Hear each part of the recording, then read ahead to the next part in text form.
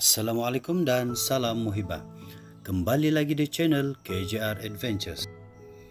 Video kali ini akan memaparkan tentang aktiviti memetik anak keladi ataupun sulur keladi dan membuat grading berdasarkan kepada size-size yang diperlukan. Sebelum itu sila subscribe, like, comment, and share. Dan tekan tombol lonceng supaya Anda tidak terlepas dengan video terbaru kami. Perjalanan ke ladang kedua mengambil masa selama 10 menit untuk sampai dari jalan utama. Terasa penat namun rasa seronok kerana usaha yang dibuat sejak beberapa bulan yang lalu sudah mula nampak hasilnya. Kelihatan pokok keladi yang ditanam di kebun ini hampir matang dan usianya sudah mencapai 5 bulan. Pokok keladi Cina yang ditanam di kawasan ini berjumlah 1.200 pokok dan benihnya adalah dari projek penanaman pertama yang induknya hanya berjumlah 500 pokok. Jadi sasaran kami hari ini adalah untuk mencukupkan jumlah 2.500 pokok anak keladi daripada jumlah keseluruhan 5.000 pokok untuk tuayan yang pertama. Untuk aktiviti memetik anak keladi harus ada perancangan yang teliti. Tujuannya ialah untuk memastikan anak-anak keladi tidak dibiarkan terlalu lama terdedah dengan cahaya matahari selepas dipisahkan dari induknya. Agihan kerja haruslah mencakupi tugasan-tugasan seperti berikut, yaitu yang pertama, memetik dan memisahkan dari induknya, dan harus ada tools atau peralatan yang baik untuk memastikan umbisinya tidak cedera. Dan yang kedua ialah memotong daun daripada pelepahannya dan mengumpulkan di tempat-tempat tertentu. Dan yang ketiga ialah aktiviti untuk memasukkan ataupun tugasan untuk memasukkan di dalam guni atau sebarang medium supaya anak-anak keladi tersebut boleh dibawa ke tapak penanaman dengan selamat. Semasa memetik sulur ataupun anak keladi, aktiviti iringan haruslah dibuat, yaitu aktiviti menggembur tanah di kawasan batang induk keladi, dan itu harus dibuat di samping membuang rumput yang tumbuh di sekitarnya. Kerja-kerja memetik ini haruslah dilaksanakan dengan penuh cermat dan berhati-hati, terutama anak keladi yang tumbuh agak rapat dengan induknya. Ini bertujuan untuk tidak mencederakan umbisi keladi. Jika tertusuk agak dalam umbisi tersebut, maka potensi bagi umbisi keladi tersebut akan mereput dan sukar untuk diniagakan.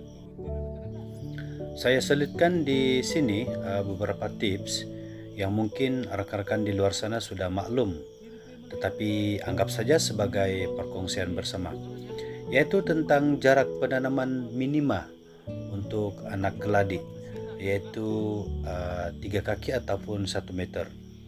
Tujuannya ialah agar aktiviti membuang rumput, menyembur racun makhluk perosak, mendabur baja, dan memetik anak keladi mudah dan selesa. Jika kurang daripada itu, maka ia akan membatasi pergerakan kita, yaitu ketika usia keladi mencapai 4 bulan ke atas, maka daunnya mula melebar dan pelepahnya condong dan membataskan pergerakan kita. Kemungkinan jika kita kurang berhati-hati, maka pokok ataupun pelepah keladi boleh patah kerana pergerakan kita. Jadi hari ini kami berjaya mengumpul sebanyak 2.610 sulur ataupun anak keladi yang nantinya akan ditanam di ladang utama, yaitu untuk mencukupkan jumlah seperti dalam target, yaitu menanam sebanyak 10.000 pokok. Jadi semoga ini berjaya dan saya akan sentiasa update perkembangan tentang proyek ini kepada para penonton, dan semoga memberi inspirasi.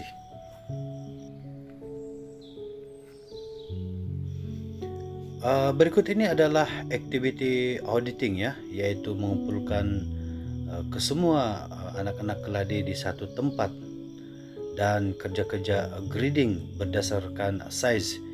Di samping memotong beberapa pelepah yang terlalu panjang.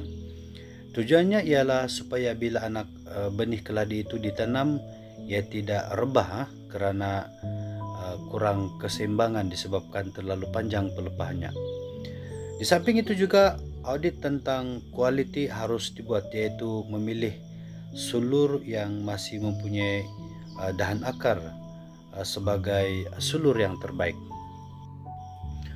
Kerja-kerja ini akan mengambil masa yang agak lama kerana proses audit harus dibuat dengan cekap dan teliti. Walaupun nampak mudah, tetapi perlu dibuat secara berhati-hati.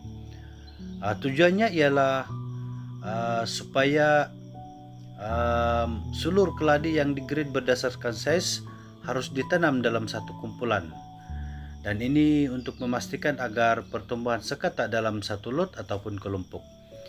Jika ia bercampur, maka ia terkeluar daripada konsep amalan pertanian yang baik, di samping untuk mengelakkan pokok yang kecil terbantut kerana agihan baja dan cahaya matahari.